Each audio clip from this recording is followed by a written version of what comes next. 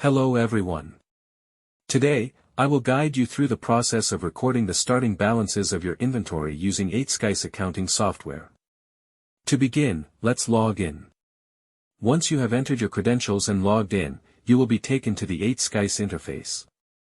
On the left-hand side, you will find a set of buttons that serve as your navigation tools.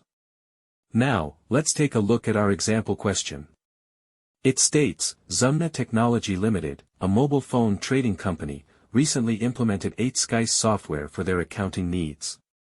As of December 31, 2023, they conducted a stock count to determine their inventory levels. The following table represents the stock count records for different mobile phone versions across various brands. The first item on the list is the Samsung Galaxy S20. They had 50 pieces in stock, with a purchase price of $800 per piece and a selling price of $1,000 per piece. To start recording your inventory, click on the Inventory Items button.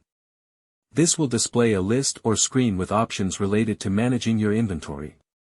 From there, click on the New Inventory Item button. You will see 4 important fields that require your input. 1. Item code. Think of this as a shorthand name for your item. For our example, let's use Samsung as the item code. 2. Item name. This is where you provide the specific name of the item. In our case, it is Galaxy S20. 3. Unit name. This tells 8skice how you measure your inventory. If you sell items by weight, such as sugar or rice, you might use kilograms.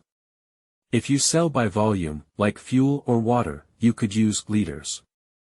Since we are dealing with phones, let's use pieces because we count each phone as one unit. Now, let's set the prices. For buying price per unit, this is how much you pay for each item during the purchase. For example, each Samsung Galaxy S20 costs you $800.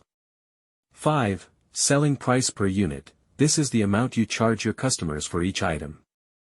Let's set this at $1,000 for each Samsung Galaxy S20. After filling in these details, check the box labeled Autofill Purchase Unit Price and then enter the purchase price. Similarly, click the Autofill Sales Unit Price button to enter the selling price. Now, you have completed all the necessary fields: item code, item name, unit name, buying price per unit, and selling price per unit. Once you are done, do not forget to click the Create button to ensure that you have saved the completed information. Now, let's audit ourselves to verify if we have correctly recorded our inventory item. To do this, click on the Inventory Item button on the left side, and you will see the details of the Samsung Galaxy, including the item code, item name, unit name, buying price per unit, and selling price per unit. And there you have it. You have successfully completed step 1 in recording inventory item details in 8skice. Great job! Let's move on to the next lesson to complete recording inventory opening balances.